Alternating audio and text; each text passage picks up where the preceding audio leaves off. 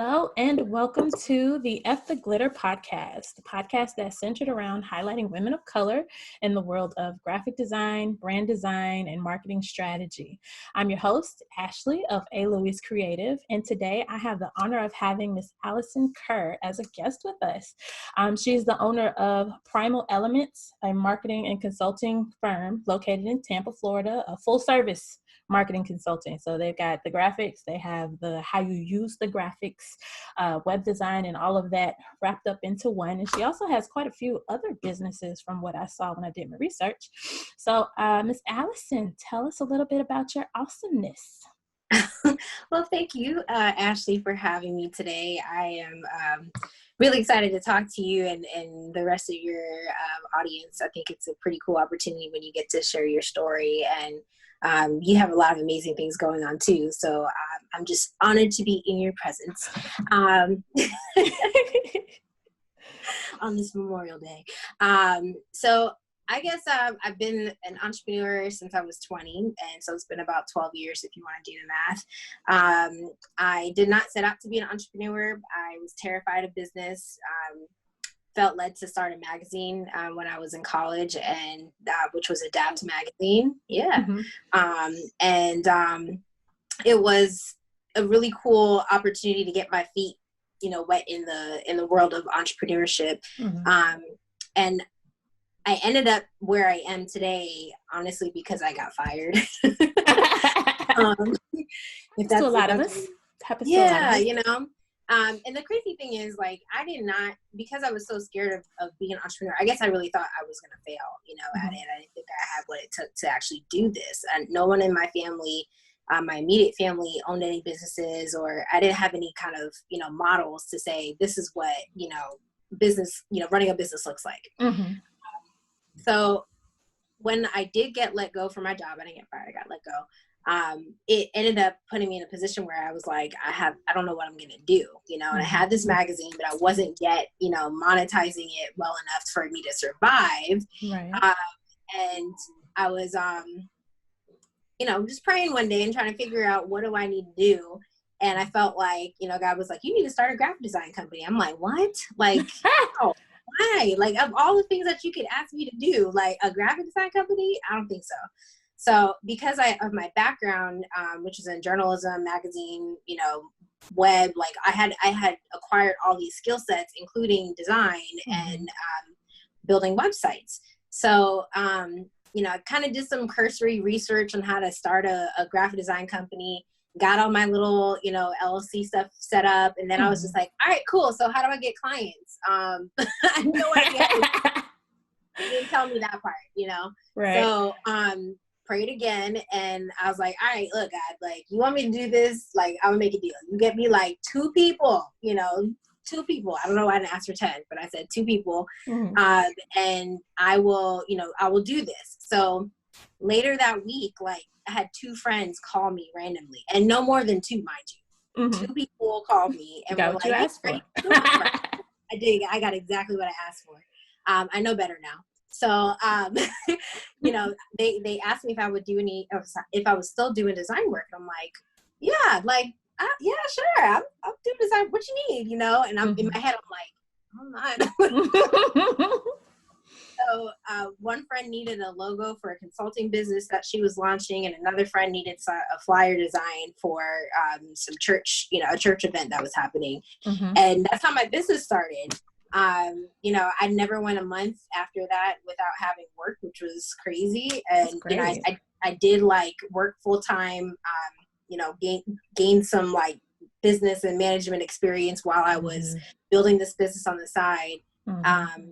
And then eventually, went full time with it in, 2015, or I should say 2016.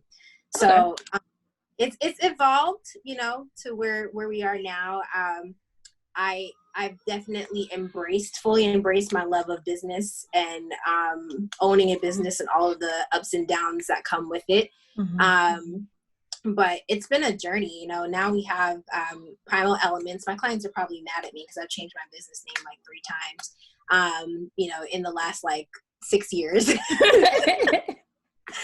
But, you know, it's all about that evolution. You know, we do focus on marketing, but, you know, primarily our heart is, you know, brand development and setting that foundation for business success, you know, and making sure that those identities are aligned with who people are, you know, from the inside out. So it's been really cool to see how, you know, our journey has kind of led us to where we are now. And like, I have a business partner, like, you know, it's grown so much. It's been so cool.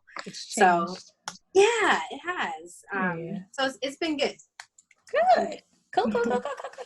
So you kind of told me that you knew that you were going to be in the design aspect of this world when you started your magazine when you were in college, but you didn't realize you were going to be specifically in the design element until what, 2015, 16 2012. Yeah. 2012. So okay. Yeah, 2012 was when we launched the business as a graphic design company. And, you know, I was resistant to it. I had no idea, you know, that this would be something like that I could actually do it. You know, it was more about like not having belief in myself, you know, that I could actually be a good designer. So, right. Yeah. Look at you now. You rocking it out and everything. So that kind of answers the next question, though. This is full time for you. Like, if you don't work, you don't eat, there's nobody else's check that is coming in that's helping you. Like, no, like, so are you working today? Probably. Yeah. I said earlier, my project manager threatened me, was like, you're not allowed to work today because you're supposed to be off, and you can work tomorrow. And I'm like, oh, okay, thank you, ma'am. Okay. Yeah. Okay. The mama, so I respect her, and you know, sometimes she has to mom me around too. So I feel it. So, what are your favorite types of projects, or your favorite type of client to work with?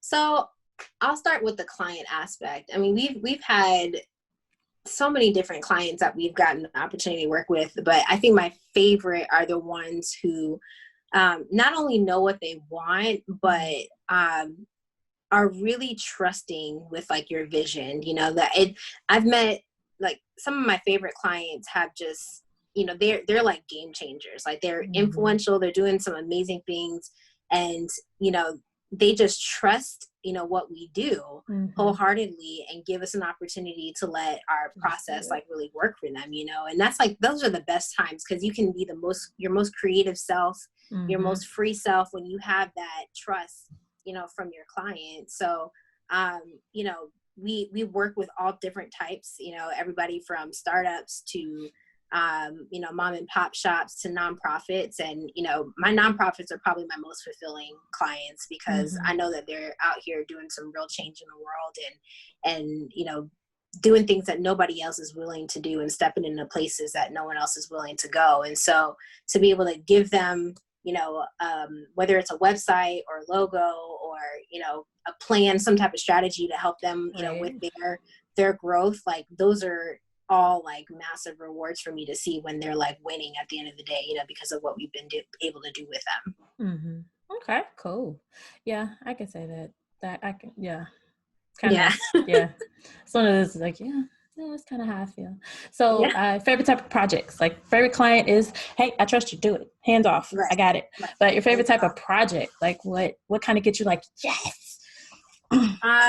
So because I'm very much a Renaissance, like, creative, I guess, it's hard for me to nail down my favorite part, but if I had to say my top like 2 or 3 favorite aspects, is the brand development side. So when we're actually like going through either the creation of someone's like mission and vision and core values, like their messaging, or you know, actually getting to the point where we design their logo and they see it for the first time and they're like, oh my gosh, you know, this is exactly what I thought. You know, like doing that, or even with the website, like going through the actual like mock-up process, and like, you know, giving them you know, turning something over to them that they was beyond what they actually like envisioned, you know. So I think if I know that it's not specific to a favorite part of my project, but or a project, but more so like that aha moment, like whenever you really do like see that whatever vision you have, you know, connected with what the client had, and they're like, oh my gosh, like, that's it, you got it, you know. So That's it right there. Gotcha. Okay. So the basis of our podcast is to give us the highlight us, not necessarily Black women, but women of color, period, whether we're Black, Hispanic, Asian, all of us. So how do you feel about the representation of women of color in our industry? You know, I think that we don't do enough to kind of talk about ourselves.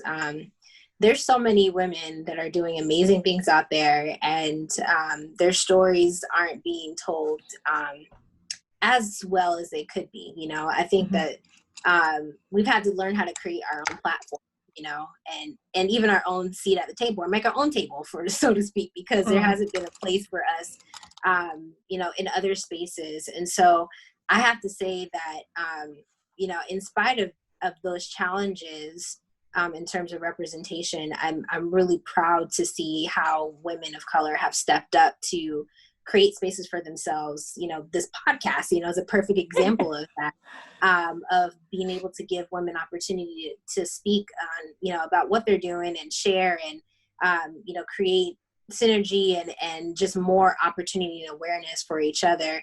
I think that is so important. I also think that it's really important that we continue to learn how to collaborate with each other as well, because, you know, like that's how the world goes round. You know, that is what makes business thrive, you know, for anyone else that doesn't look like us. And, you know, I think that, you know, we have to do a really good job of, you know, collaborating with each other and partnering to survive, you know, and not even, let me not use the word survive, to thrive, you know, because we're all about thrive. So, you know, I think that this year, like this year and last year too, I've seen such an uptick in women learning how to use their voices and their spaces and their platforms to help each other really grow. And I think that's amazing. Yeah, I agree. I do, because there have been a lot. There haven't been so many of those women empowerment brunches, but more of, hey, look, I know how to do this. Who wants to learn how to do this? So I can show you how to do this. Because there's enough people out here that we can all eat. And I've noticed there's been a lot less competition, I feel, amongst us, as opposed to, you know, before it was like, well, I'm gonna get it how I can, and if you can't figure it out, then oh well. As opposed to now, it's like, no, I figured it out, so let me help you, so it don't take you 3 years to figure it out, you know. Exactly. And so I found that's been a lot of what's going on, especially this year, when people haven't been able to go outside for the past 10 weeks, and kind of like, yeah, so I need to talk to somebody. This is not helping. So, no. Yeah. So for someone, so for someone who is for someone who's trying to start out, someone who's stepping out into, be it entrepreneurship or the graphic design space, what is some advice that you would give them? What would you say is like the most important step that you took when you took that step?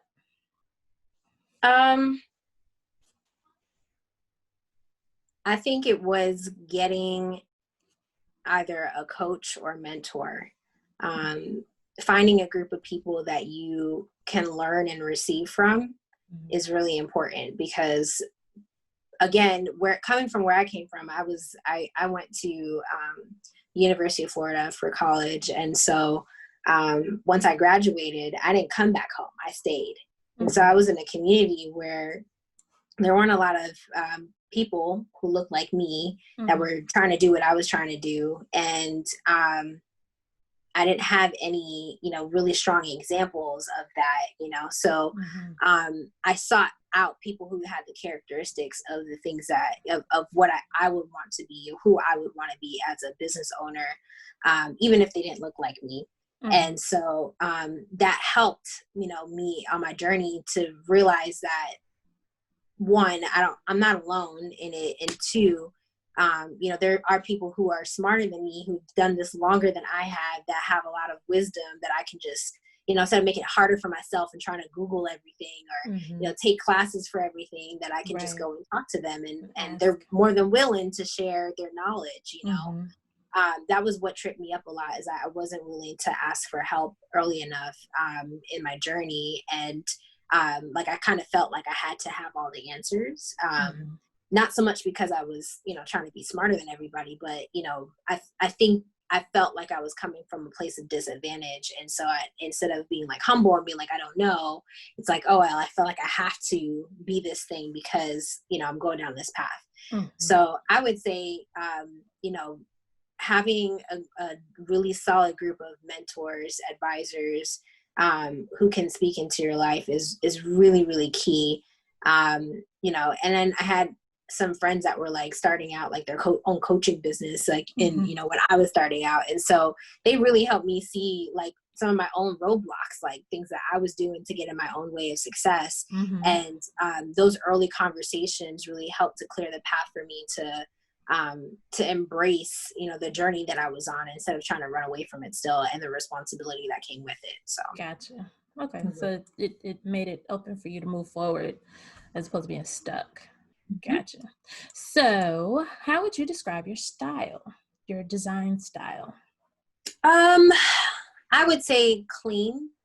I like things that have a lot of movement to it, and are classic, timeless.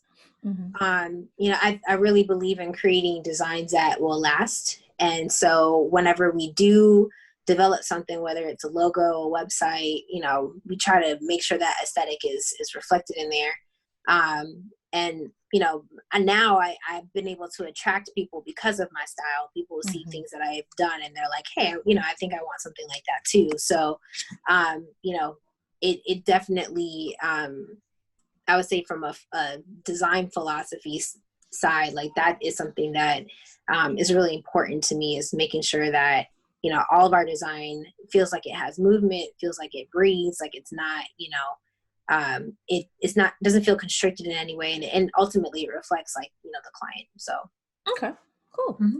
So, how's business been since March? Like we're all on punishment, but some places have been let off punishment and they shouldn't have been. Right. So like, how has business been for you since March? Business has actually been really good. We've been very fortunate. I've talked to some of my other colleagues who haven't been in the same space.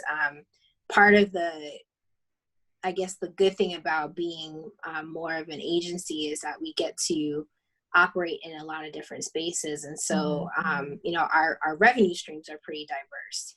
And so we weren't really impacted too greatly. The crazy thing was we had just moved into a new office space when this whole thing hit. So like literally March 1st came, we like put our stuff in and we're like moving in and decorating our office. And then it was like, now y'all gonna stay at home. And I'm like, wait, I want to do all the things.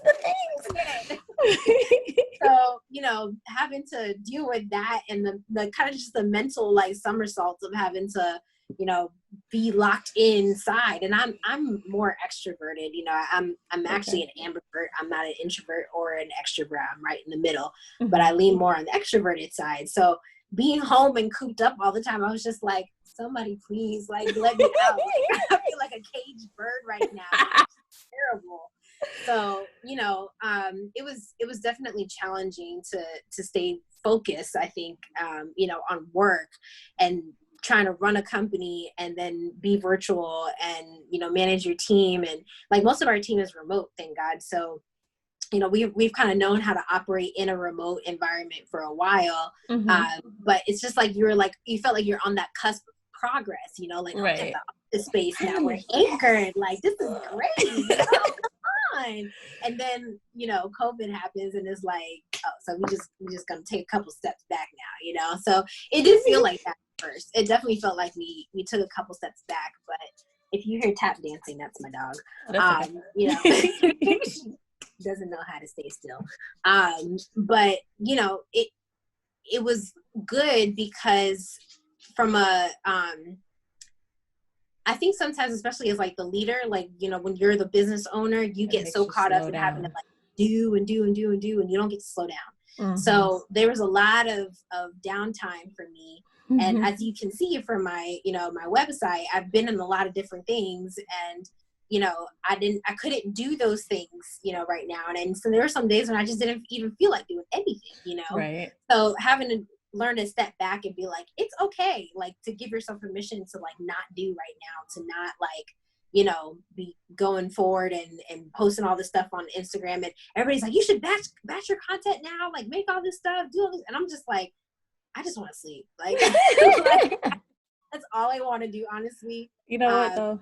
Those are people who are not creatives, who don't understand. Like, it takes 3 hours to put together like a carousel takes at least 2.5 to 3 hours. I don't care about it. So I'm not gonna sit up here and do 3-4 carousels a day and then post them up, and that's only 2 days worth of posts. Like, no, I'm not gonna do that. Absolutely not. They don't get it. You know, this you can't just like put anything out there and be like, oh, it's gonna be good. Like, no, like, you know, there's a whole science behind it, and right. You know, my brain just doesn't want to compete sometimes. So, you know, we were able to actually even get more clients like during this time as well, which, you know, I know for a lot of people, they didn't have that experience. So I know that, you know, we've been fortunate, you know, in that sense, but you know, it was a good having that downtime, you know, gave us time to also work on things internally as a company and decide like, you know, how we want to move about, you know, for the rest of this year, and even pivot slightly on some of the things that, you know, some of the offerings that we had, because now our whole world is gone, you know, digital. So, you know, had to help some of our clients make that transition too. And so it was a lot of transitioning. Like, lots of transition. So So for someone who is looking for one of your services or your particular service, so if they're looking for brand strategy or brand development, or if they're looking for graphic design, what is some advice that you would give them while vetting a professional? Well, how much time do you have? Give me the Reader's Digest version, and we'll go into a part 2, and we can expand on that. So I would say, you know, aside from looking at their other work, you know, you want to get referrals too. So maybe talk to some other people. Go look on their client roster. You know, most like good agencies, whether they're, you know, small or solopreneurs, whatever, they have a list of clients. So go talk to the other clients, you know, see how it was working with them.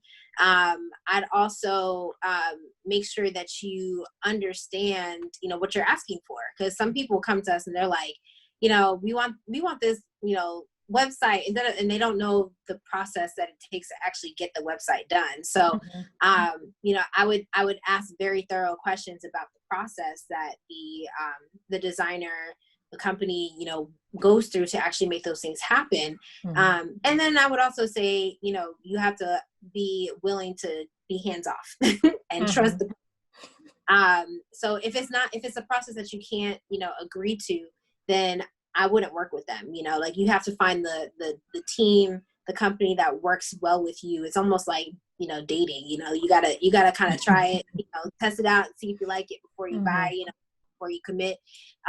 So if they don't have a contract, you know, for you, I would run. You know, if that designer, you know, web developer or company, whatever agency doesn't have a contract, you know, that's not a good sign. You know, you want to make sure that you're working with people that are organized, and that, you know, contracts to me kind of denote like seriousness and that willing to and a level of professionalism, honestly. So those are some of the things that I would throw out immediately. Okay. So of all the projects that you've done, and you said it's been 12 years, so you have a lot under your belt, which one was the one that you were like, yes, we did that. That was mine. Oh, that's so hard. Okay. No, it's not. There's one. There's always one that you're like, I'm like, but I want to talk about this one too. So if I had to say one, there is, I'll talk about one of my nonprofits. They're called Impact Global International. And these young cats, like these guys, they're like, I think they had to be like 23 or 24 when I met them. And they started this organization in college to help the people of Haiti.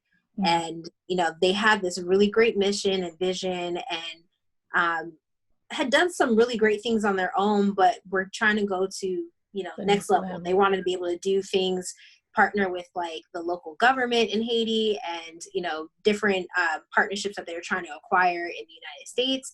And they were just like, you know, we just don't really feel like we're you know, next level ready. Mm-hmm. So when we walked them through our process to redevelop their brand, gave them a new logo, new website, you know, updated their mission and vision, core values, like all of these things. And so when it came down to it, we actually, you know, showed the fruit of what we did. I was just like, you know what?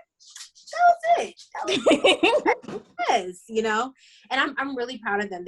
They're making some amazing moves right now, and you know, trying to not only just do work in terms of sustainability, but also empowering the people of Haiti by providing jobs and resources, and like just a lot of really good things, you know. So those are like my favorite type of endings, when I know like we put them in a position for them to be able to actually go to the next level. Gotcha. Okay. So now it's the fun part. Yeah. I'm going to say, I'm having fun anyway, but these are the random questions. So you can answer it however you want. These questions are more so about you. Okay, I'm not scared. So, I'm scared. You know, it's not like, what's your deepest, darkest? No, we don't do all that. This is. Nah, I'm not going to tell you that. You know, I just met you. Oh my God, for real? No. So what would you say your favorite style of food is? Oh, so I'm Jamaican. So anything Jamaican, pretty much always wins over anything. And if I had a second love, it would be Latin food. So arroz con pollo, you know, anything in that realm, I'm down for it. Okay, cool. So if you could pick any famous person from the past to spend a day with, who would it be? Another good question. Let's see. Oh, that's so hard. It's not supposed to be. I promise. I know, but the thing is, there's so many people. I'm like, if I could just get all of you in the room, like, you know, at one time. Have a summit. And just ask all you guys the questions and you just answer them. That'd be great. I would probably have to say, man. Okay, so I'd probably have to say Eleanor Roosevelt. Okay. Yeah, and you know, I choose her because she stood out to me during a time when women didn't really have as much of a voice. Mm-hmm. And she was able to use her voice in a very, even it was very like behind the scenes, influential way in terms of politics and leadership. And I think the things that she did for, you know, people, you know, during that time period when the whole country was, you know, a hot mess, you know, was really, really awesome, you know, and very bold. And I admire that about her. You know, she's a very understated character when it comes to, you know, women heroes, if you want to put it that way. And I think I like that because I'm not always the person that's got to be upfront or, you know, loud doing all of the, you know, the things. I can be behind the scenes. So it just reminded me that, like, you know, you can still be influential without having to be the one holding the mic all the time. So. Good. Okay. So of all the places that you've traveled, which place was your favorite? Madrid. Really? That was easy. Yeah.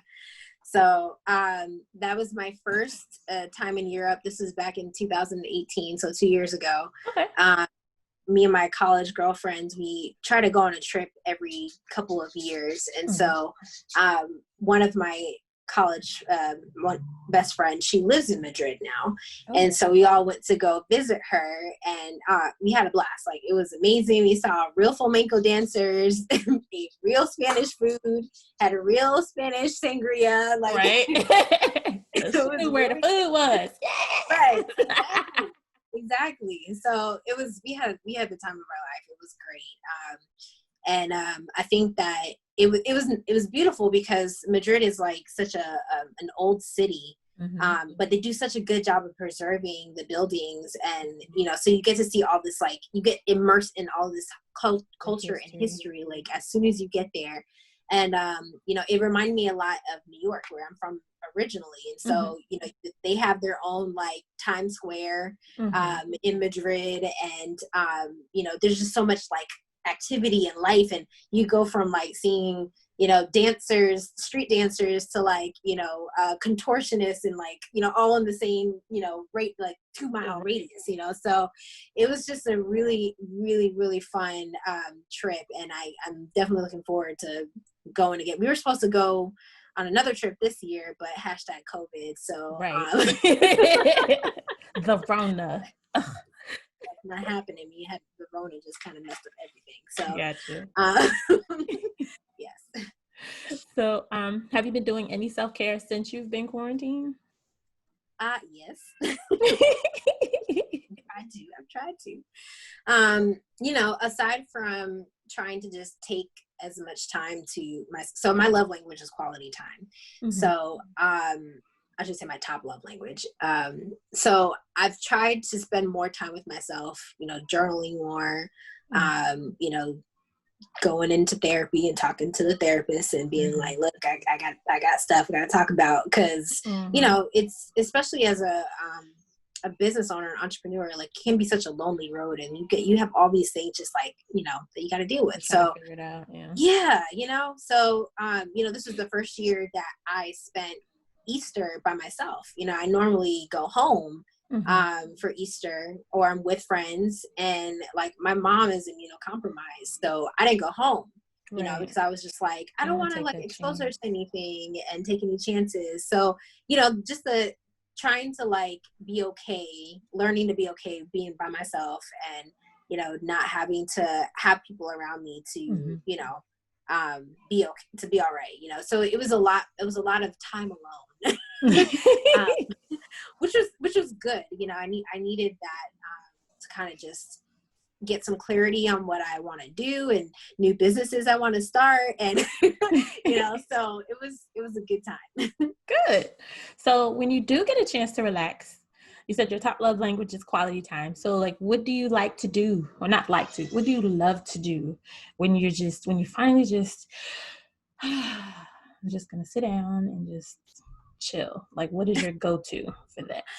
Typically it's watching TV. I Netflix and chill all by myself if I have to. So, but I also I still love to create. Like I'm a creative at heart. So I try to learn how to channel my other creative love. So whether making jewelry or candles, or, drawing, or, reading, like I try to explore other avenues of my creativity, so that I'm not just sitting here designing all the time, because that you kind of, when you get stuck in that design bubble, like it can just become monotonous, and you're just like, oh, like I gotta design it. I don't do that again. You know what I mean? Like it is not the same. So to renew my love for design, or my work, essentially, I try to fuel my other creative outlets. So good.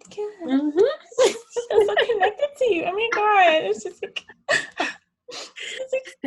I'll have to have you on my podcast so we can like, reverse like, hey, I'm here. I'm here. Alrighty. So we've come to the end of the interview. And thank you for participating in the fun part. Like I enjoy that so much. So where can people find you? Where can our listeners find you? What do you have coming up? What do they need to know so that they can get in contact with Miss Allysen Kerr? Sure. So for me personally, my personal website is just allysenkerr.com. And my company website is primalelements.com.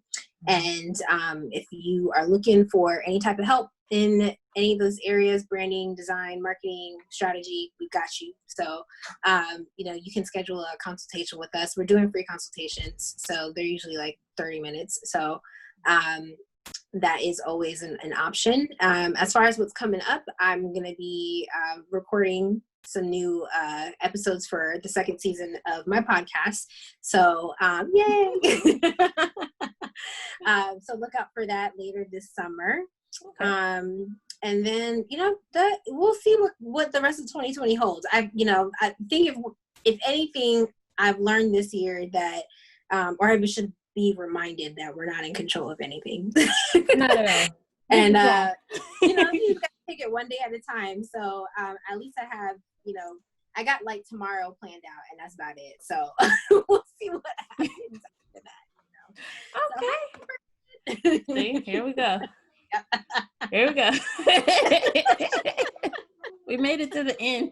He did. He did good. All right, I'm going to stop the recording. Okay.